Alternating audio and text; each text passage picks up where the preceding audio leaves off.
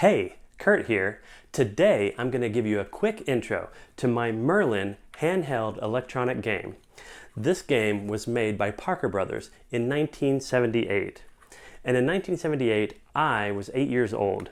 And this little Merlin handheld game was a game changer for 8-year-old me.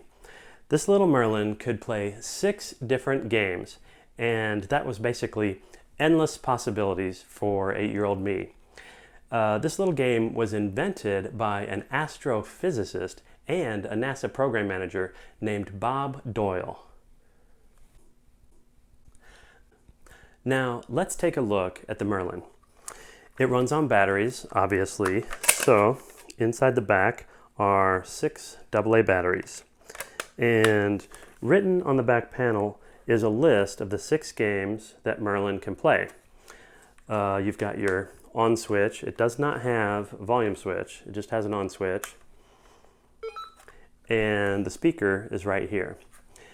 On the touch panel, there are 11 touch sensitive pads with red LEDs. There are also 4 other buttons at the bottom of the Merlin.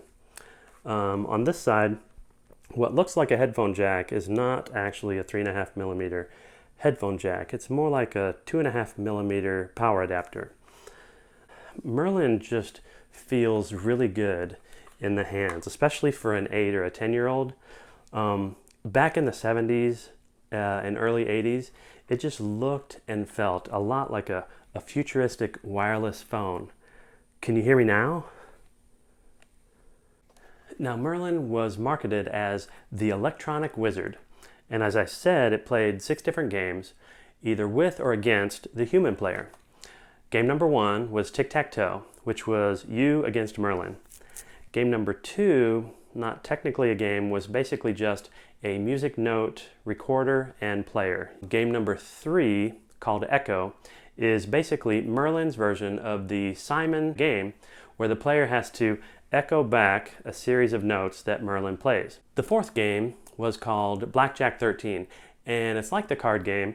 You had to try to get as close to 13 without going over. The 5th game was called Magic Square, and that was Merlin's version of the lights on pattern game. And the 6th and last game that Merlin played was called Mindbender, and that was a pattern guessing game very similar to Mastermind. Now, let's quickly go through all 6 games. First, tic-tac-toe. So, you turn Merlin on. Now, this is indicating that Merlin is waiting for you to choose your game. So, tic-tac-toe is game 1, so we're going to hit game 1. Now we're playing tic-tac-toe. The flashing light down here in slot number 10, this is 0, 1, 2, 3, 4, 5, 6, 7, 8, 9, 10. The numbers are there, they're pretty tiny though. Flashing 10 means game on. So, I can go first or Merlin can go first. It's totally up to me. So if I want to go there, I just press it. And then to let Merlin go, you say computer turn.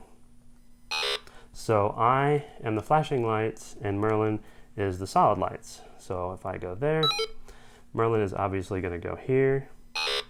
And if I go here, I'll block him. And Merlin's turn. And if I block him and let him go again, then we're going to end up with a tie. And that's the sound for a tie game. Merlin, at least the tic-tac-toe portion of Merlin, works off of some patterns. So once the user figures out the patterns, it becomes fairly easy to beat Merlin. So if I go in the center and he goes there. Now if I go diagonally, he's going to go there. Now if I go here, I will block him, but if you'll notice, I actually have 2 places where I can win. I can win diagonally and I can win here. So I'm actually guaranteed to win. It's Merlin's turn. No matter where he goes, I'm guaranteed to win because I could have gone there if he'd have gone here, and now I can go here since he went there. So that's the win sound. Once you figure out that pattern, the tic-tac-toe game becomes a little less fun. Although for an 8-year-old, it takes a while to figure out that pattern, at least for most 8-year-olds. Now, There is a serious bug that I realized when I was playing with Merlin the other day. It turns out that at least in tic-tac-toe, if I do a tic-tac-toe game again, there's a bug, at least I'm assuming they didn't do this on purpose, where the player is allowed to go as many times as the player wants, and conversely, Merlin can go as many times as you let Merlin go. So I'm assuming that's a bug. That's kind of a weird feature in a tic-tac-toe game to allow that. So anyway, that's tic-tac-toe. Now let's move on to game number 2, which is called Music Machine. It's not really a competitive game. There's no winner, there's no loser. The object of Music Machine is to teach Merlin a tune, which he will then play back for you. So if we do new game, now this is asking us which game, and we're going to do game number 2, which is Music Machine. Now that flashing light means game on. So how this works is buttons 2 through 8, 2, 3, 4, 5, 6, 7, and 8 are one octave of notes. So 2 is do, re, mi, fa, so, la, ti, do. So there's an octave, and button 1 is the same as so, do, re, mi, fa, so. So is button 1, so, one octave down. So button 10 is re. So this is do, re, re. I'm not going to sing that. Re, re, but one octave up. Button 0 right here is a 1-beat rest. It doesn't make any noise when you push it. That can be a little flaky because sometimes you can push the button twice without realizing it, or not push it at all when you're trying to. I kind of wish that it had made some sort of sound. So that's basically how you program in a song. And Merlin can hold 48 beats. Notes and rests combined is how many notes it can learn. And the Merlin manual, the paper manual, has several example tunes that you can type into Merlin, but you can basically play anything that you want that uses this single octave of notes plus a few others. So what I just did was an octave and then some other mischief.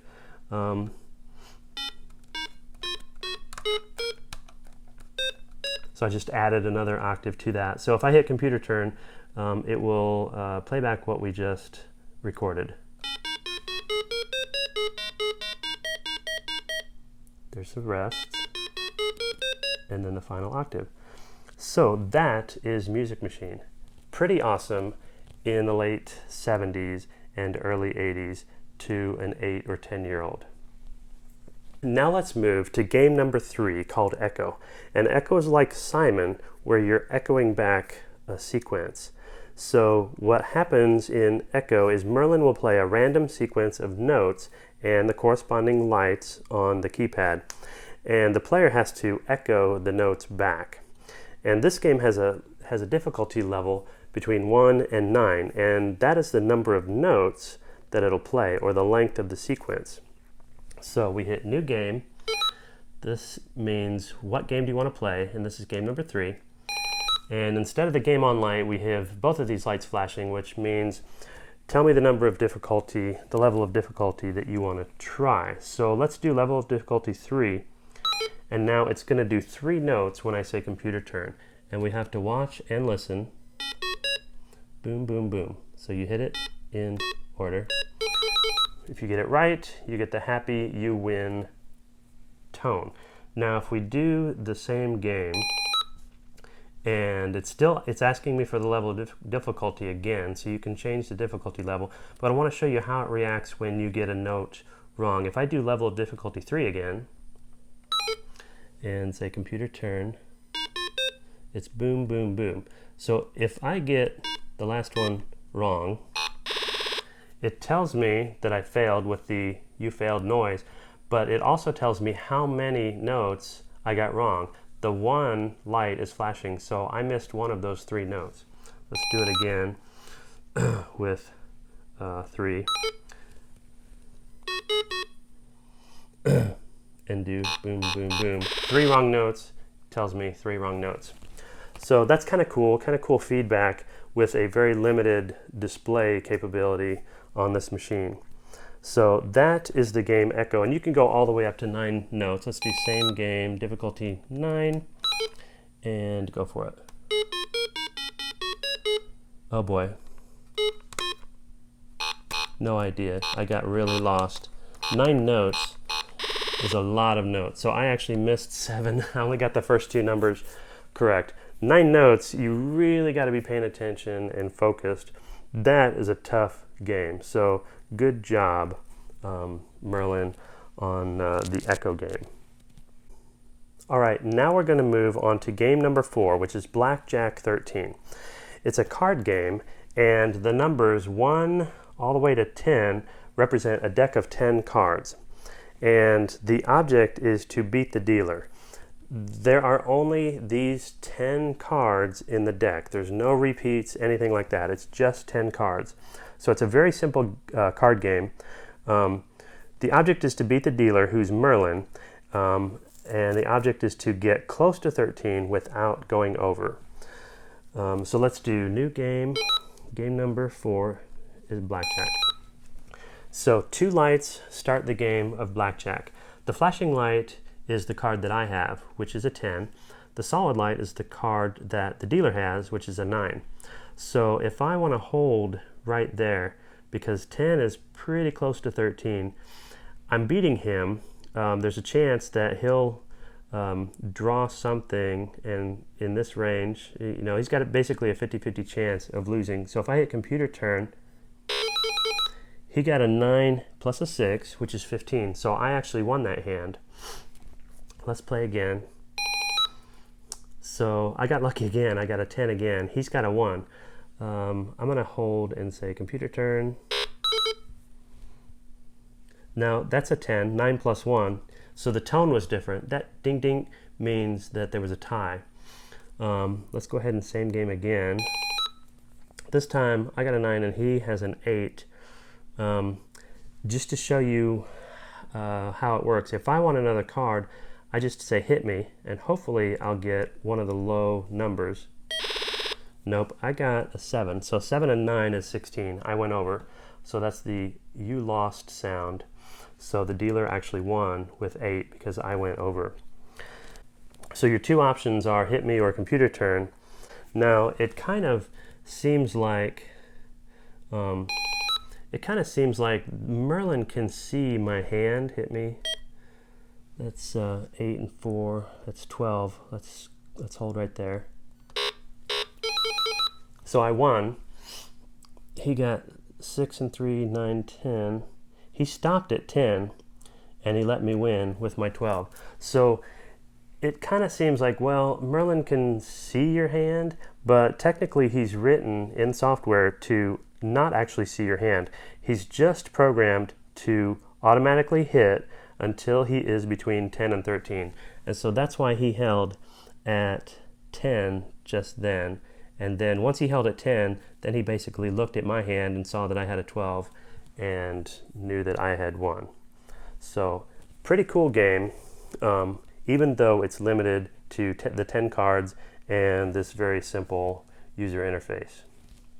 All right, now we're going to move on to game number 5, which is called Magic Square. Now the object of Magic Square is to light up the outside LEDs. All 8 of these LEDs on the outside need to be lit up, and the center light needs to be off. It needs to be not lit up. Now, in order to do this, you have to figure out what the unknown pattern is of light changes that occur whenever you press one of these buttons. So you have to figure out there's a light change pattern. Each button that you press will reverse the light on or off state of a specific group of lights. Let's pretend I don't know the pattern and hit new game 5. So Magic Square starts out with a random number of lights flashing. The object is to get all the outside lights flashing. But to do that, you have to figure out what the pattern is. So let's hit 1 and figure out what the pattern of button 1 is. And it's going to change the state of some lights. So if you look at all these outside lights, they don't change when one is hit, but all four of these lights change their state when one is hit. So is that the same pattern for all of the corner buttons? Let's see. If that's the same, if that's true, then all three of these will go on and this one will go off when I hit 3. So yeah, the corner buttons, when they are hit, they always invert these, the 4 that are on the corner. So if I hit this one, these will be on and these 2 will be off. And if I hit this one, these 2 will be off and these 2 will be on. So that's the pattern basically for the corner lights. Now what is the pattern for the side lights? Let's start with this one. If I hit 8, what changes? None of these 2 rows change, but this bottom row changes when I hit 8. They get inverted. Whoops. So is that true for the top 2? If I hit 2, will these 2 go off and this one go on? Yep. So that pattern is the same. If I hit this one, is it the same? Are these 2 going to go off and this one on? Yep. And true for number 6, they're all off. So if I hit 6, they're all going to go on. So that's basically the pattern for the corners and the sides. Now, is there a pattern for the center? What is the pattern for the center button? What happens when you hit the center button? Well, it looks like it inverts the plus in the middle. The 4 sides and the center get inverted. So knowing those patterns, the object of the game is to hit lights in the correct sequence in order to, I'm just kind of randomly hitting buttons now. The object is not just to randomly hit buttons, it's to understand the pattern and using that pattern, figure out a way to get all of the outside lights on and just the center light off. So I just did it. I wasn't really paying attention. I was just kind of randomly hitting buttons. But if you understand the pattern and think through what happens when you hit each button, you can figure out how to get all the outside ones on and the center one off without just randomly happing upon the right button press. All right, now we're going to go over the final game. Game number 6, Mindbender. Now, Mindbender has a difficulty level between 1 and 9. And the object of Mindbender is to guess the mystery number or the random number that's in Merlin's brain. So, if we do new game, game 6, and then now it's waiting for our difficulty level. Just to demonstrate the game, we're going to put in difficulty level 2, and that tells Merlin to pick a 2-digit number. And so we have to guess the 2-digit mystery number that's in Merlin's brain. And this game is not timed. It doesn't have any limit on the number of guesses. It'll go forever if we never guess the number. And the great thing about Mindbender is that Merlin gives us feedback. After we guess a 2-digit number, he'll give us feedback to help us narrow in on the final answer. So, for example, if I guess 1, 2 as the mystery number, that's obviously not the mystery number because I got the fail sound. And the feedback it's giving me is no lights are lit. So no lights means that none of the digits that I guessed were in Merlin's mystery number. So a 1 and a 2 are not in the mystery number. So now let's try 3, 4. So also not the mystery number, and neither 3 or 4 are in the mystery number. So let's guess again, 5 and 6. Now this time we got 5, 6 is not the mystery number, obviously, but we got a single solid light. And a solid light means that we did guess one correct digit, but it is in the wrong position. So either 5 or 6 are in the mystery number, So if 5 is in the mystery number, it's the second digit of the mystery number because I didn't guess it in the correct position. If this light was blinking, that would mean that I guessed one of those digits correctly and I guessed them in the correct position. So either 5 or 6 is in the mystery number, and it's either 5 is the second digit or 6 is the first digit. So let's continue guessing. Let's guess 7 and 8.